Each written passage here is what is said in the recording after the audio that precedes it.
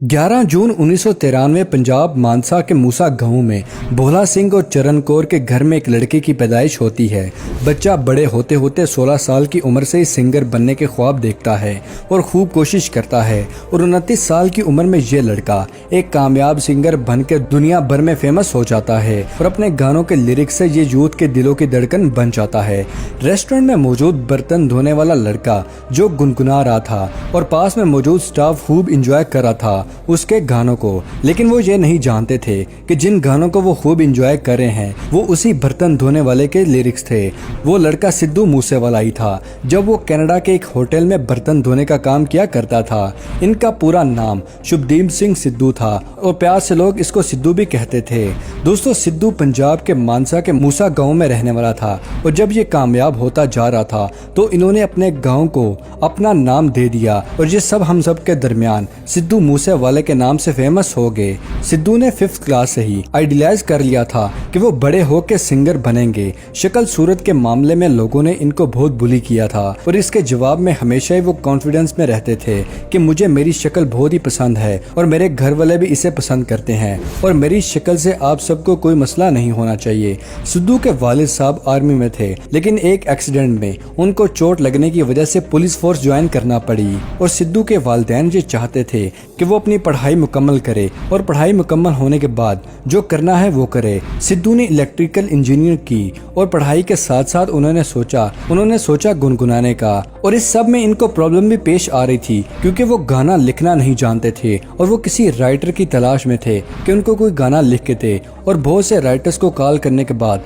एक राइटर सिद्धू के लिए गाना लिखने के लिए तैयार हो गया। राइटर ने सिद्धू को अपने गांव बुलाया और सिद्धू भी राइटर के पास पहुंच गए। जैसे ही सिद्धू उसके पास पहला गाना लिखवाने के लिए बैठे तो उसने सिद्धू को उल्टे पांव वापस भेज दिया और ये कह के कि आज के बाद फिर कभी ना आना। इस पर सिद्धू बहुत ही दुखी हुए। इसी बात से सिद्धू ने यह तय किया कि वो आज के बाद किसी और का लिखा हुआ गाना नहीं गाएंगे और हॉस्टल पहुंच गए और गाने लिखने स्टार्ट कर दिए।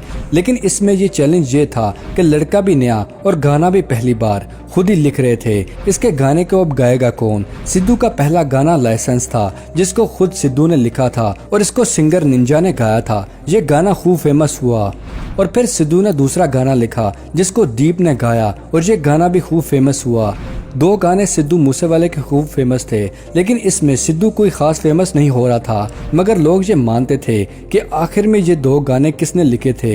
लोग उसको ही सिंगर कहते थे, मगर तब सिद्धू इतने बड़े नहीं हुए थे। ग्रेजुएशन मुकम्मल करने के लिए वो कनाडा चले गए क्योंकि पढ़ाई का ख्वाब वालिदैन का पूरा भी करना था। कनाडा में जो कोर्स कर रहे थे उसमें मुश्किल पेश आ गई, जिसकी वजह से सिद्धू के अंकल ने उनके कॉलेज चेंज करवा दिया और दूसरे कॉलेज उन्होंने कोर्स चेंज कर लिया क्योंकि पढ़ाई में कुछ खास दिल तो लगता नहीं था और दूसरे कॉलेज में होटल मैनेजमेंट के कोर्स को सिलेक्ट किया। और तब तक सिद्धू कुछ गाने गाना शुरू भी कर चुके थे और कुछ गाने रिलीज भी हो चुके थे, मगर कुछ खास सिद्धू फेमस नहीं थे। जिस होटल में सिद्धू काम किया करते थे उसमें लोग कहते थे कि क्या लाजवाब सिंगर है। इस पर सिद्धू का जवाब होता था कि ये गाना मैंने खुद लिखा है, मगर कोई यकीन नहीं करता था। ये दुनिया का रिवाज है कि काम के साथ सूरत को भी देखती है तो ही आपको कनाडा में काम मिलता है। कनाडा में सिद्धू ने एक गाना बनाया जी वैगन, अपनी पहली म्यूजिक एल्बम PBX 1 बनाई और अपने हेटर्स के लिए एक गाना बनाया और देखते ही देखते सिद्धू के गाने खूब फेमस हो गए। बड़े बड़े म्यूजिक चार्ट पर सिद्धू के गाने भी आने लगे और सिद्धू बहुत ही फेमस हो गया। लेकिन सिद्धू का यूं फेमस होना उनके हेटर्स को बिल्कुल पसंद नहीं था और कुछ शक्लो सूरत पर कमेंट करने लगे, लेकिन सिद्धू को परवाह नहीं थी। वो कहते थे मैं तो एक जट खानदान का लड़का हूँ, उन्हीं जैसा ही नजर आता हूँ तो मसला नहीं होना चाहिए।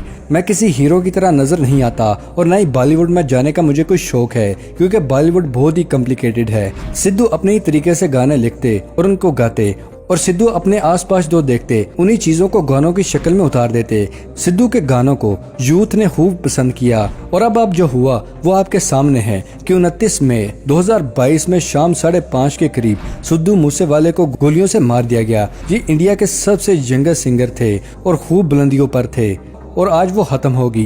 गैंगस्टर लॉरेंस बिश्नोई के बहुत ही क्लोज कनाडा में गोल्डी बरार ने सिद्धू मूसेवाले को मारा है। उसका कहना था कि 8 हमलावरों ने मूसेवाले पर हमला किया और जहां डेथ हुई वहां से 3 AK-94 की गोलियां मिली हैं।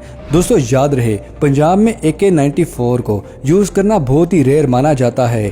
सिद्धू मूसेवाले का आखिरी गाना 15 मई को रिलीज किया था। शायद वो जानते थे कि उनको जिंदगी का खतरा है कि सिद्धू का कहना है वो वही लिखते हैं जो वो अपने पास देखते हैं। जिंदगी मौत का कुछ पता नहीं है कब आ जाए, पर रब सबको अकल दे। किसी से दुश्मनी में किसी के घर वालों को खराब ना करे। आज भले ही सिद्धू हमारे दरमियान नहीं है, मगर रियलिटी बेस्ड गाने हमेशा ही एवरग्रीन रहेंगे। बात करते हैं सिद्धू मूसेवाले की जिंदगी के कि वो जिंदगी कैसे गुजारते थे। नंबर 1, सिद्धू के बहुत ज्यादा जरिए आमदन में एक यूट्यूब चैनल है जो कि सिद्धू मूसेवाले के नाम से मौजूद है और इसके 12 मिलियन सब्सक्राइबर हैं। इस चैनल पर 103 वीडियोस अपलोड हैं और ये चैनल 30 अक्टूबर साल 2017 को बनाया गया था और अभी तक इस चैनल के 2.957 बिलियन व्यूज हैं और इनकी वीडियो पूरी दुनिया में ही देखी जाती हैं।